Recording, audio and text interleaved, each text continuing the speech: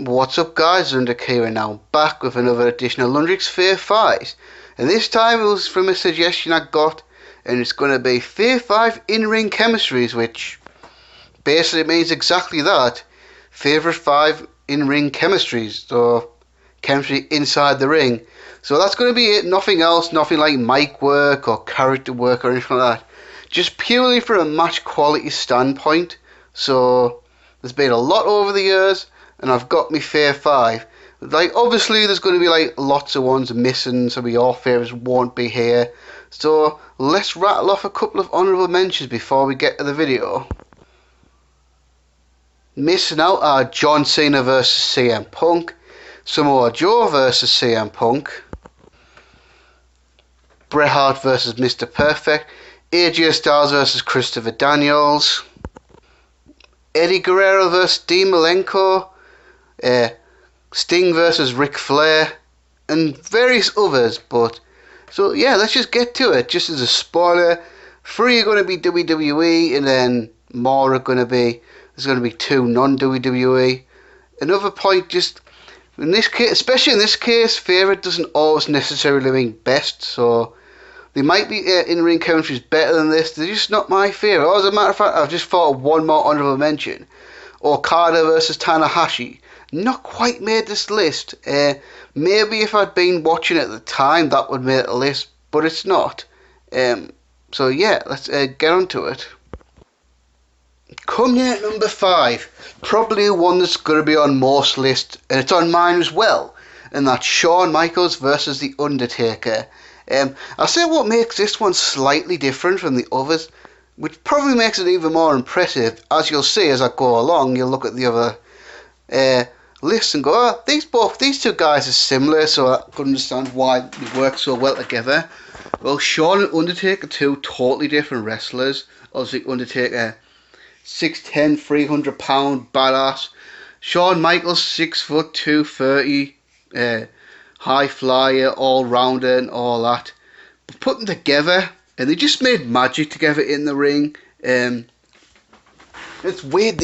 They really could have had a lot more matches over the years as well, but the matches they did have had an amazing impact, were all-time classics, and they were both on the same roster for 7 years that they actually touched in the ring.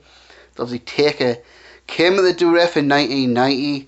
At the time, Shawn was still there as part of the Rockers, and they never had the first match until 1997. So, and if I remember rightly, like years ago, Diesel had videos saying like top matches to never happen feature certain wrestlers and in a time frame. And I think on video for both Shawn and Taker, he suggested Shawn Michaels and Undertaker, what if it had happened in 92, 93, 94, when Shawn was still a heel, and obviously at the time Undertaker was in the big, having awful matches with big men, and he posed the question, what if Shawn and Undertaker had a match during this time? So 92, 93, 94, and I think he even had one for 1996 when Shawn was the WWF champion. And you always wonder, really, don't you? I mean, obviously, this was a different style for The Undertaker at the time. But you think, would he have had awesome matches earlier if he was having matches with Shawn Michaels? And I guess 93 probably the best time to do it, when Shawn was coming into his own as a heel, as the Intercontinental Champion. Although I suppose Taker dropping down to IC title level might have been a bit weird, but I think it could have worked. But nevertheless, Taker and Shawn, they finally hooked up in 1997, Ground Zero pay-per-view. That is a great match between the two, but of course, the Hell in a Cell match is completely overshadowed. But go back and watch that Ground Zero match if you haven't seen it. If you haven't seen it, or if you haven't seen it for a long time and just forgot about how good it was, I definitely recommend you checking that one out. That's a really awesome main event that gets forgotten about. And another match of note, just want to make this point right here. So maybe in the last year or two I found this out on the Raw, the September Raw of Madison Square Garden, September 22nd, I believe it was. Yeah, I think it was September 22nd. The one in MSG anyway, the one with Austin stood and McMahon the first time, and Cactus Jack's WWF debut, there was actually a dark match that night. And that match was a triple threat match between Undertaker, Shawn Michaels and Bret Hart. And I bet that match was amazing, and I'd love to see it. And over the last few months and all these hidden gems that the WWE's been putting on the network, a lot of them raw dark matches, TV taping dark matches and all that.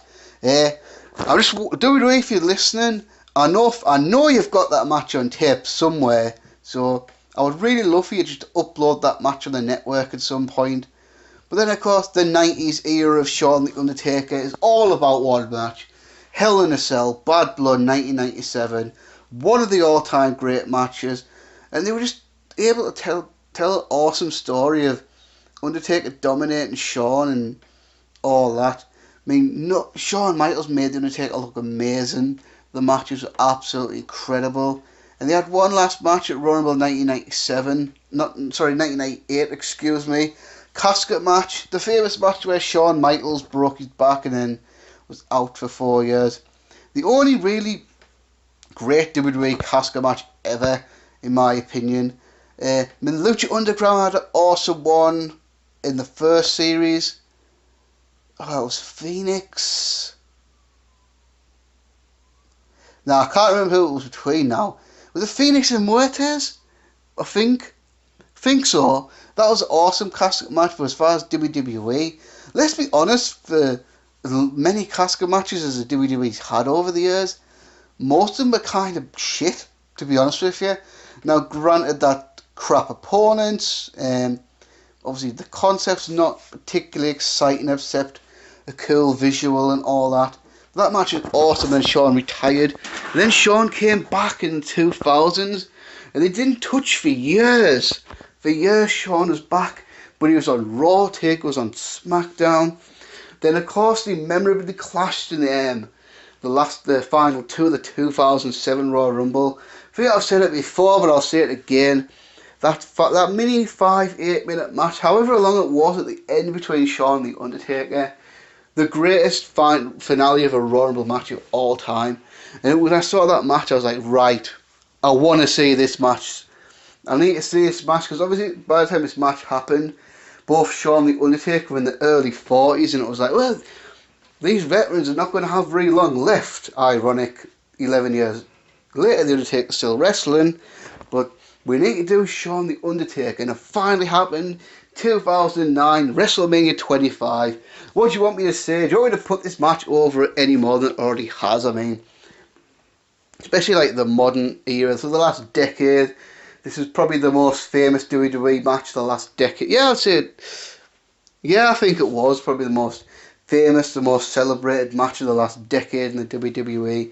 You had all that history between Shawn and The Undertaker. Both had morphed into mega legends by this point. Of course, the Streak by 2009, absolutely legendary, took on a life of its own. Shawn's well established as Mr. WrestleMania. This is one of the greatest WrestleMania matches ever. I mean, I think there's a class of elite matches, maybe 10 to 20 of them. This match is definitely in there. That match was amazing. And the following year, after all that hype, WrestleMania 26, Korea versus Streak. Could they do it again? Wasn't as good as WrestleMania 25, but pretty damn close. I mean, as far as back-to-back WrestleMania matches, doesn't really get much better than Shawn Michaels and The Undertaker. And even for all the guys that they faced over the years, feel from an in-ring standpoint, if nothing else, they were definitely each other's best opponents. And definitely one of the best in-ring chemistries of all time. Coming at number 4, and come on guys, you knew this. Bret Hart's my favourite wrestler of all time.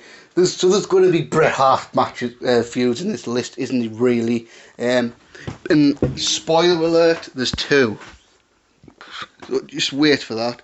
Coming at number 4, we're going back to my childhood years, 1994, Bret Hart versus Owen Hart. I mean, I did a rivalries list last month or a few weeks ago, whatever it was. So I don't want to go into too much detail about the feud. Again, if you want to hear about that, you watch that video. I've done WrestleMania retrospectives on the rivalry. I've talked about the rivalry a lot over the years. So I just want to talk a little bit about the matches. I mean, it's not hard to see why Bret Hart and Owen Hart would have such amazing chemistry. I mean, for the obvious reason that the brothers both grew up in the wrestling business. Stu Hart's dad, all the Hart brothers. Wrestling was a part of their lives, and they grew up in the same environment, growing up around the Stampede wrestling area. Obviously, Bret a few years ahead of Owen and all that. Both got the start in Stampede wrestling.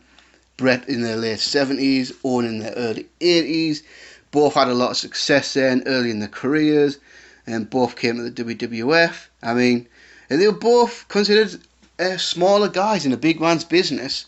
And obviously, that was back then, of course. I mean, I think it's weird now. I also find it weird now because like how wrestling's changed so much. Like Bret Hart was considered a small guy, but he's 6 foot tall and he was about 235 pounds. But of course, especially when he was in the 80s in the Hart Foundation, definitely considered a small guy. And obviously Owen a bit smaller than Bret. Obviously they grew up the same way. They both did international tours. Owen was probably more successful overseas than Bret, I would say. And they're in the WWF. And obviously the feud finally happened in 1994, and there was just magic there, because obviously Bret was a great face, Owen was a great heel, and just the matches these guys had in 1994 were just amazing. I bet there's so many matches out there that we haven't seen, because these guys wrestled on the house shows for months and months and months throughout 1994. Obviously the famous one, WrestleMania 10, and that was the first match they ever had, or at least televised match. They might have had house shows before WrestleMania 10, but I'm not certain about that. I mean, they had a hell of a lot to live up to. Brother versus brother in the Garden, in the opening match at WrestleMania 10, when Bret had a WWF title shot late that night. I mean, this match holds up. I mean, we've got 24 years now. Next year it'll be 25 years since this match took place, and from my childhood, this is one of my favourite matches ever. I mean, talked about it a lot. Just an amazing wrestling match. I mean, still holds up to this day. Owen Hart gets the victory. And then Bret always mentioned right after this, they went on a European tour. I'm guessing like UK and places like that. And Bret insists the matches that they had on that next UK tour, the post-WrestleMania tour, were actually better than the one they had at WrestleMania 10, which I would just love to see. But I've heard a lot of guys say that they reckon, especially back then in the 80s when they did in the 90s when they did a load of house shows. Like, they always say like some of the untelevised matches were better than the ones that were on television, but of course they weren't filmed.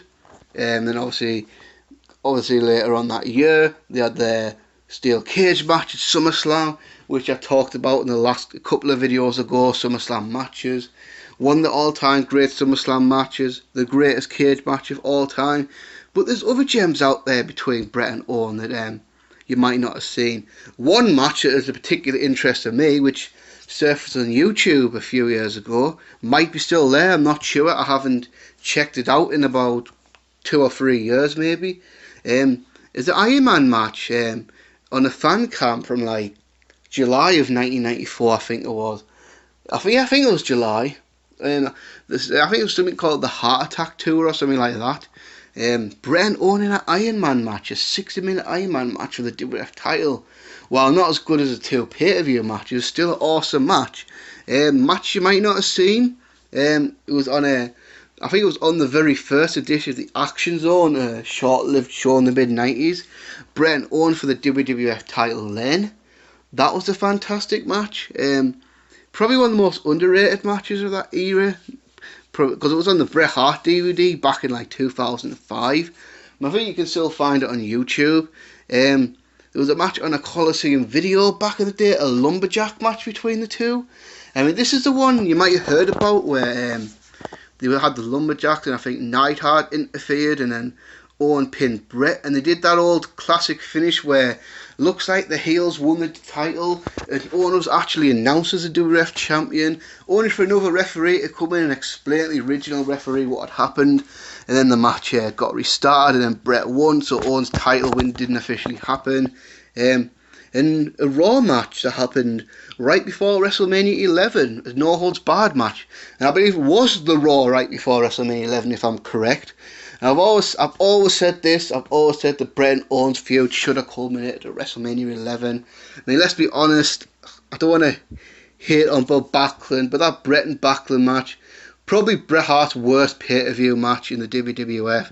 Discounting obviously the Vince one, but that's different. That was a 52-year-old Bret Hart who had a stroke. I'm talking about when he was Bret the Hitman Hart in his WWF prime. That Bret and Backlund WrestleMania match was awful. Bret and Owens could have been amazing. I think they might have had one or two matches after that. There's one more match I wish I could have seen. So, remember the European Championship tournament early 1997? The one that culminated in Owen and the British Bulldog on Raw in Germany. That was the only, I believe that was the only televised match of the tournament. There was a house show match right before that in Germany as well. I think it was a semi-final. Bret versus Owen in Germany for the European title tournament, and that was Bret and Owen's last ever match together. I mean, this is a special in-ring chemistry. It's one of my favourites. And yeah, Bret Hart versus Owen Hart, number 4, sorry.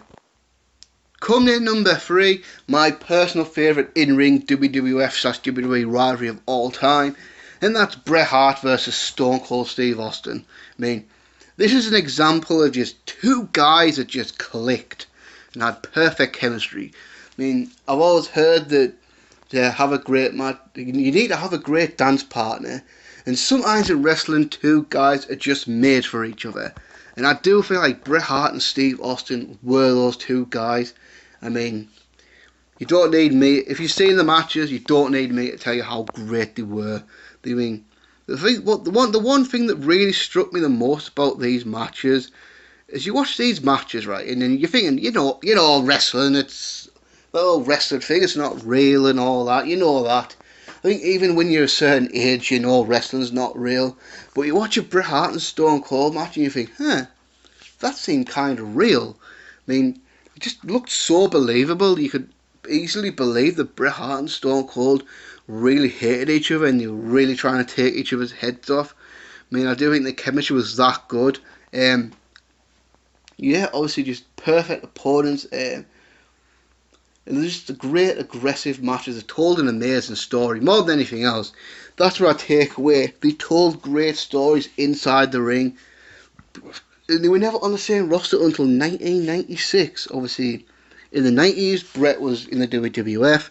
Austin was Stunning Steve Austin in WCW. And that would have been interesting in hindsight, looking back. What if Bret had wrestled Austin earlier? I mean, let's be honest. When Bret was a little bit younger, Austin, in the Stunning Steve Austin days, Austin was a different style of wrestler. So imagine it happened in 92, 93, 94. Would have been interesting. But the first big match they had was Survivor Series 1996. However, there's another match out there between these two that you might not have seen. And obviously, when Bret had his hiatus after WrestleMania 12, he still wrestled on some international tours because Vince needed him, because Bret was the biggest draw overseas. And one of these tours was a South Africa show, and on one of the it was on a big televised show in South. It was televised in South Africa. Bret Hart and Steve Austin was the main event. Jim Ross and Owen Hart were doing commentary on that. I believe this is from September 1996. Yeah, 1996, yeah. It's on the Hidden Gems section of the WWE Network, so if you haven't seen it, I definitely recommend checking that out. That is an awesome match, actually. But then obviously the first pay-per-view match, Survivor Series 1996, I mean, this one, obviously because the WrestleMania 13 match topped it and all that, and it was more iconic, had a more memorable finish with the double turn of Bret Austin. Sometimes this Survivor Series match gets overlooked, but I can't understand just how good this match is. The Bret Austin match in Survivor Series. This match was awesome, actually. Like, not just awesome, an absolute classic. Another 5-star match in my eyes, anyway. Obviously, it was Bret's big return to Madison Square Garden as well. Austin's really first big match in the WWF. I mean, he had his Austin 316 moment at King of the Ring. But it took him a little while for WWE to get behind him. And it wasn't really until Bret came back, handpicked Austin, his comeback opponent, that the ball really got rolling. And then Bret and Austin, that match was amazing. That match was helped Stone Cold in his career. He gave Bret an awesome match to come back on. Then, of course, a lot of the Royal Rumble 1997 revolved around these two. The Bret Austin exchanges, especially when it's just them two in the ring, probably the hottest part of that match. Then, obviously, they had hot spots at the Final Four pay-per-view. Then, of course, comes WrestleMania 13. Yeah, I don't really need to put this match over enough. I mean, I've done it in the past, and I'm sure next year when it comes to WrestleMania season, we'll probably talk about this match again. But this match, for me, I've said it before and I'll say it again. For me, I think this is the best match in WWE history. Never mind WrestleMania history, WWE history. This match is one of those special matches. Just great intensity, awesome psychology, storytelling, amazing. Everything built towards an amazing finish. With that huge double turn between Bret going heel, Austin turning babyface, Austin in the sharpshooter bleeding like fuck, and then eventually passing out. An iconic match, really, when you think about it. I mean, so much spawned out of that match, really. Austin's career was launched, Bret's heel turn cemented. And obviously, this was one of the big turning points in the WWF trying to fight back WCW. Then they had one more pay-per-view match together, Revenge of the Taker. I like to call that match the Forgotten Bret Austin pay-per-view match, because that match was great as well, but it's just that the Survivor Series and the WrestleMania match was so much better that it definitely gets lost in the shuffle. Then it was not so much of a match, but that awesome street fight they had in the night after this, where Austin injured Bret Hart's knee. Tremendous, and really, in that sense, it's a shame Bret left the company, because you get the feeling they were open to do so much more. I mean, obviously, rumour and innuendo. There was Bret hadn't left the WWF. Bret Hart and Stone Cold would have made an event in WrestleMania 14. That would have been awesome, and that would have been time for Stone Cold to get that big singles victory over Bret. Because the ironic thing, as good as this feud was, as much as it made Austin never actually pinned Bret Hart clean in a one-on-one match. And I've always just found that an interesting fact, and that's all. So yeah, Bret Hart, Stone Cold for me, number 3. Coming at number 2. 1 and 2 were so hard to separate. I mean, on any given day, I could have picked the other, could have flipped a coin, whatever. That was really, really hard to do. But I've got to say, number 2, or Kenny Omega versus Kazuchika Okada. So now we're talking modern day, so all the other ones were years ago. Now we're talking the present day in New Japan Pro Wrestling. Kenny Omega versus Kazuchika Okada. I mean, I'm sure a lot of people watch this are New Japan fans, that they're familiar with the matches and all that. And I feel like, for me anyway, this is probably the rivalry that got me really as a full-time New Japan fan. I think I've explained the story before, so I don't need to go into great detail here. I was never fully into New Japan until I saw the first Dominion match between these two. So let's just talk about the matches, really. I mean, like I said in the Bret Austin section of this video, you need the perfect dance partner, and these guys are just perfect for each other. If I was a New Japan fan back in like 2013, 2014, 2012, whatever, I probably would have had Tanahashi Okada in this, but I was watching all those matches back like years later, and the only matches I've seen, 2 Okada Tanahashi matches live, and that was obviously the matches they had this year at Wrestling Dontaku in the G1. But Omega Okada, obviously the first one took place at Wrestle Kingdom 11, January 2017. Obviously Okada he'd been the guy in New Japan for a few years now. I mean, his big push started in 2012, but he never truly became the guy until Wrestle Kingdom 10, when he beat Tanahashi in the Tokyo Dome. Wrestle Kingdom 10, an absolute classic match. And then obviously went back and was the IWGP champion once more. And obviously in the middle of that epic IWGP heavyweight title reign that the latest one that everyone's talking about. Omega, of course, what a 2016 he had.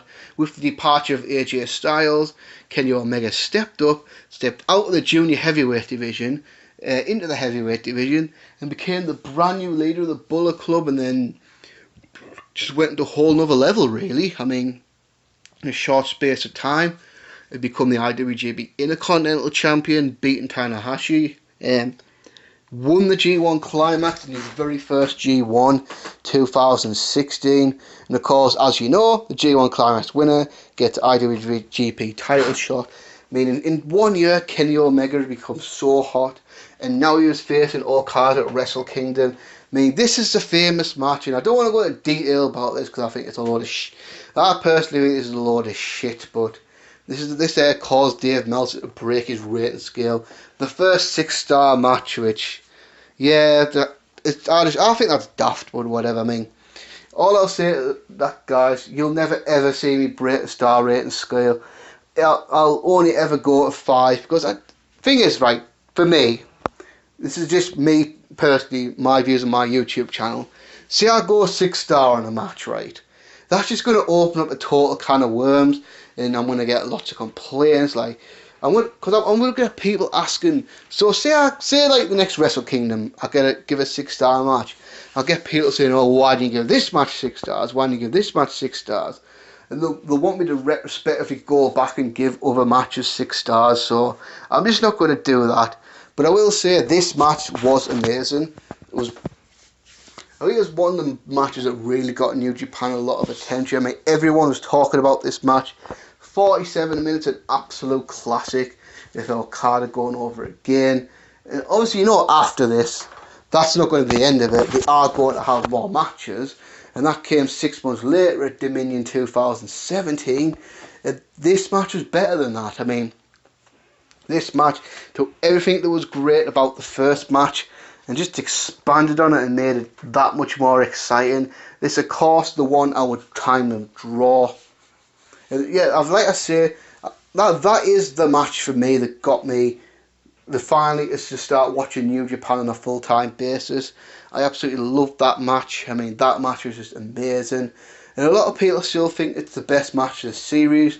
And I don't think it was, but I'll get into that in a sec. I mean, 1 hour draw. So far they had 2 matches in 1 hour and 47 minutes. And Okada won 1 and Omega drew 1. And then they got drawn at the same blocks in G1 Climax 27. And this match as well, this is another 5-star match. So, but obviously, this was probably the worst of the 4.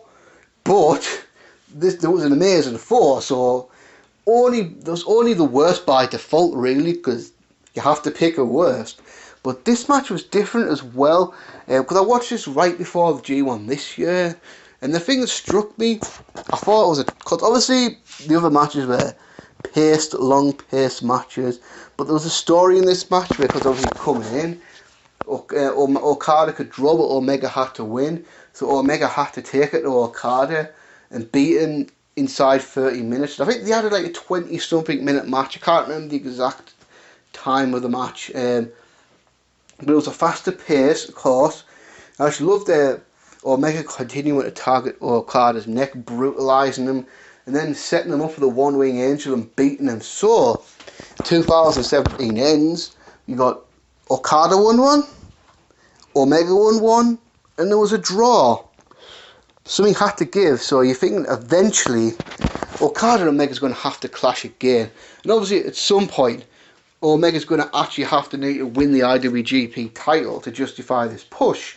So obviously Okada's title reign goes strength to strength, escapes Wrestle Kingdom with the title, has a few more title defences, and then the second biggest show of the year is coming round in Osaka Joe Hall, Dominion, and then the match is made, Okada versus Omega 4.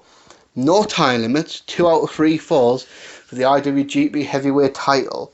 Now, this match had a fucking shitload to live up to, didn't it really? I mean, the 3 awesome matches, over 2 hours between the matches, and could it live up for me? And I finally saw this match a second time last week.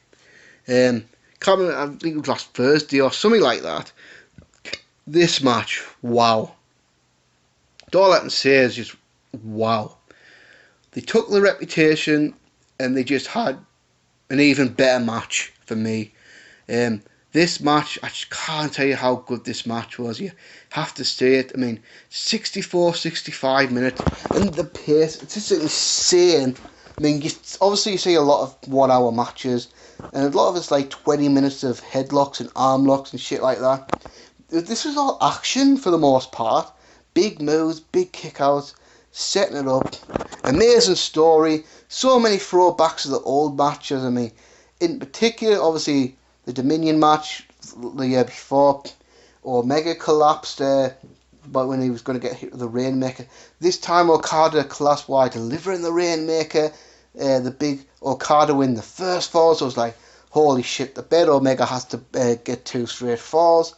And he hits it, one-winged angel, gets it, another one-winged angel. Omega finally wins the IWGP title. I mean, for the record, Meltzer gives this 7 stars, but yeah, the less said about that, the better. But again, another 5-star match. For me, the best match of the series, and probably I would say the best match in at least modern New Japan history. I mean, there might have been better matches back in the old days. There might have been better matches in All Japan in the 1990s. But as far as the modern era New Japan, this match stands alone. This match is a fucking classic. And who knows? Will they have more IWGP title matches? Most probably. I mean, Omega's 34, Carter's 30. I suppose it really depends on how long Omega's going to stick around New Japan, isn't it? Really, because you think eventually Omega's going to WWE. Might not be next year, maybe the year after. Who knows? But you think eventually Omega's going to take the money and go to WWE. Like AJ Styles did and Nakamura did, but obviously I would imagine Okada's probably going to be a New Japan lifer. So who knows? Obviously it's not going to happen in the Tokyo. Wait, I don't think it's going to happen in the Tokyo Dome this year, but there's always a possibility, because I don't know how many people know this. Tanahashi's going to defend the Tokyo Dome title shot at Destruction Tournament next month against Okada. So there's always that chance that Okada wins and faces Omega, but I don't think he will. But maybe Dominion next year. Who knows? It's going to be interesting, isn't it? But for now, they've had 4 matches and they're all amazing. So Okada Omega's got to be number 2. So only one in-ring rivalry can really top Okada Omega, can't it? And for me, I've got to go with Ric Flair versus Ricky the Dragon Steamboat. I just couldn't in my heart put this at number 2. I mean, I love Okada Omega so much, I really do. But this will always be number 1 in my eyes. I mean, in-ring work between Ric Flair and Ricky Steamboat, just completely outstanding. Completely outstanding. And over so many years as well. I mean, obviously, my age, I wasn't watching wrestling in the 70s and the 80s. So I didn't see all these matches until years later. So I can't say I grew up watching it, but when I watched it, I just loved it, studied it, just was in awe by the matches. So really, it started in the late 70s in the Mid-Atlantic territory. Ric Flair was a young guy, and then in comes even younger, hot babyface Ricky the Dragon Steamboat comes in the territory, immediately feuds with Ric Flair over the Mid-Atlantic television title. But the sad thing, obviously, with 70s and early 80s wrestling, that was more of a house show business back then. So if they wanted to see these matches, they wanted you to go to the live events, the arenas. There wasn't 12 pay-per-views a year. There wasn't 5 hours of television every single week. So if you really wanted to watch these big matches, you had to go to the arena. And I've heard Ric Flair say before that he feels that the matches that him and Steamboat had in the late 70s were better than the 89 matches. And I think that's my holy grail, I think, of matches I wish I could have seen. I think, because obviously, I think I would have done I'd do anything to somehow find footage of full matches between Ric Flair and Ricky Steamboat from like 77, 78, 79.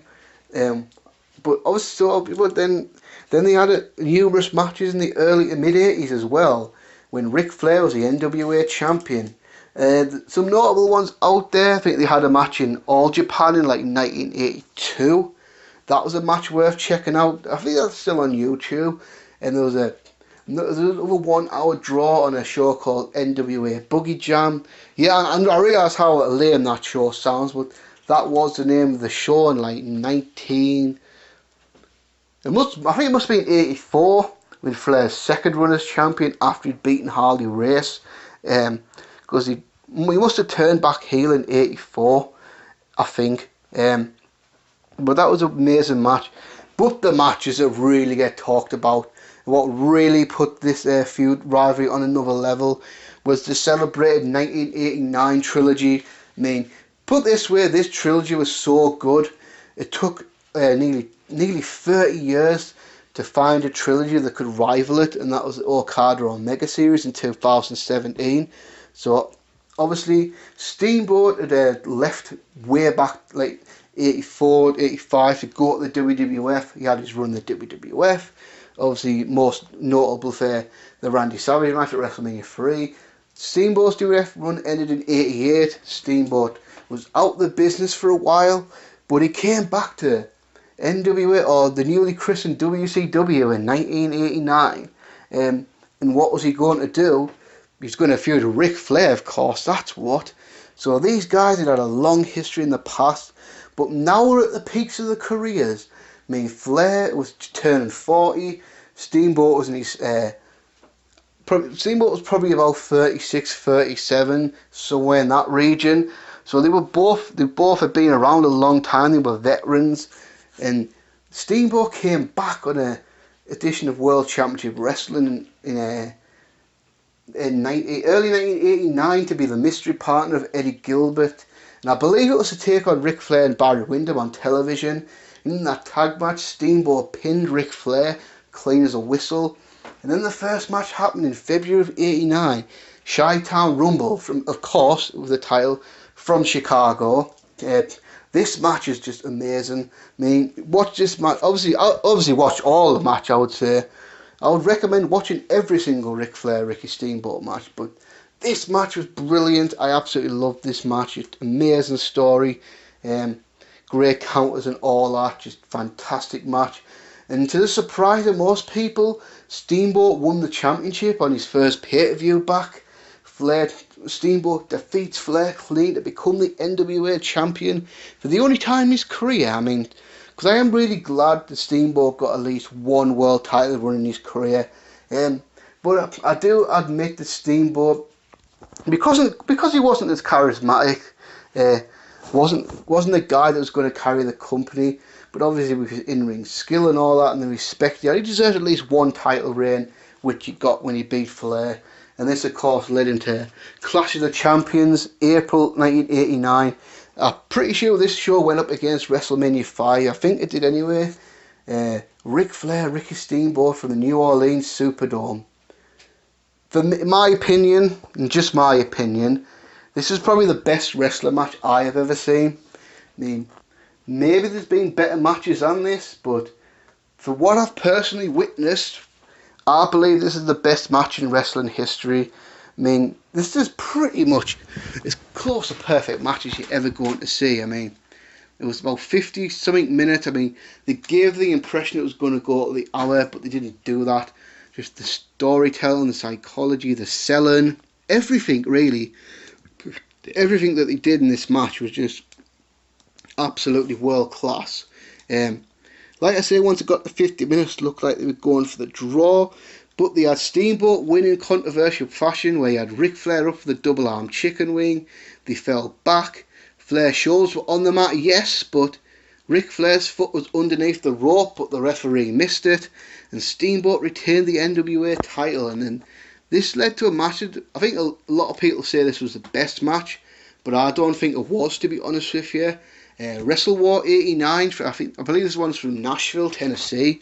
So WrestleBall 89, Flair versus Steamboat, one last chance for the. This was built as Flair's last chance to get the title back from Steamboat, and this time they had ringside judges, which is Pat O'Connor, Lou Fez, and Terry Funk, I believe it was. And obviously, I saw there was going to be a winner no matter what. If it went to a time limit draw or something like that, it would be go to the judges. So in that respect, they made it look like a real sporting contest. I mean, obviously it wasn't, but they treated this match as a serious match. This match, again, another amazing match where Ric Flair beats Ricky Steamboat to win back the NWA title. Now, you'd think after this they might have maybe another match to see if Steamboat could win the title back, but instead they went for the Ric Flair-Terry Funk feud, and then Steamboat went off to feud with Lex Luger over the United States title.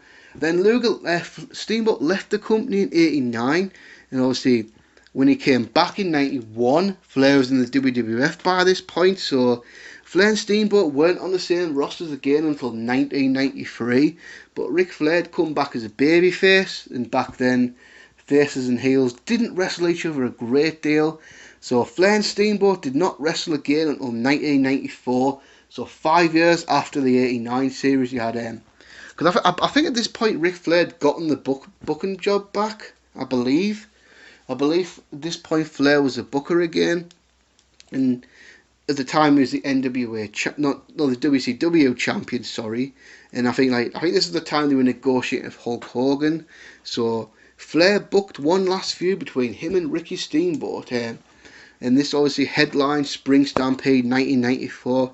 Now, obviously, this match wasn't as good as the other matches. I mean, of course it wasn't. I mean, Flair was in his mid-40s about that time. I think Steamboat had already passed 40 as well. But they were a step slower than they were in the prime. But of course, the chemistry was still there. This was still an awesome main event. With I believe there was another controversial finish as well. And then they had another match on WCW Saturday Night, not about May of 1994. That's probably one of the worst Flair Steamboat matches, but that was still pretty fucking awesome as well. And I think Flair ended the controversy and beat Steamboat. And obviously after that, I think they had one last match on one of the WCW television shows in July of 1994. Can't remember which one it was, but they definitely had at least one last match, and then of course, shortly after that, Ricky Steamboat retired, and then they never had a match after that, and then Steamboat didn't come back into the ring until 2009, in which time Flair retired. Yeah, right. That just always makes me wonder, because obviously when Steamboat went down with the back injury, it was assumed Steamboat was physically incapable of wrestling again, right? But then, of course, 2009 comes around, Steamboat gets back in the ring, and then looks pretty damn good doing it. So this always been in the back of my mind. So if Steamboat had this ability to wrestle all along, but he just chose not to, could Flair and Steamboat have had a couple of last matches in WWE in the 2000s? I mean, now granted, obviously, they weren't going to be Flair Steamboat 89s, were they? But so let's say let's say 2006. They had a match in 2006, 2005, whatever. What kind of matches could they have had?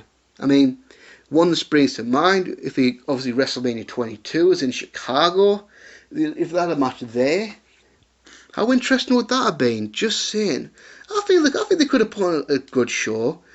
Obviously, I think they probably about a 3.5 star match or something like that. But anyway, that's another wrap for this video, guys. Thanks once again for watching. One video that is coming up, but I'm going to wait till September, is Hell in a Cell matches. Obviously with Hell in a Cell pay-per-view coming up. I am at some point going to do top 5 WWE women's matches, but I'm not sure whether to do it before the Mae Young Classic starts, or to hold it off into October and do it before the Evolution pay-per-view. I don't know, maybe you guys can suggest when you'd like to see that. Now, obviously, one thing I realise as well, in October it's going to be the 1000 SmackDown 1000, so I think in October I'll do at least a couple of SmackDown related videos, and of course November comes round, that'll be for Survivor Series. So I'm still looking for suggestions, guys. I mean, if you have any good suggestions, post them in the comment section, and if I like them, I'll probably do them. And until next time, guys, peace.